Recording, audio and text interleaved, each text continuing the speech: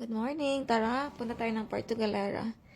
Nag-travel kami pala sa Mindoro kasama ko yung mga friends ko. Nag-bus lang kami kasi mahal yung van. So, para tipid, nag-bus na lang muna kami.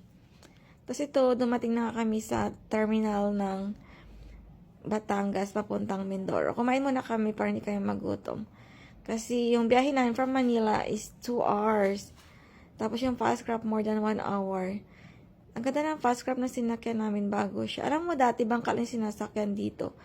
Ngayon, after 10 years or more than 12 years, fast crab na. Ang dami nang nagbabiyahe ng mga fast crab papuntang Mindoro. Tapos ngayon, nandito na kami sa Sabang Island. Ang ganda na dito, promise. After 12 years, ngayon lang ako nakabalik ulit.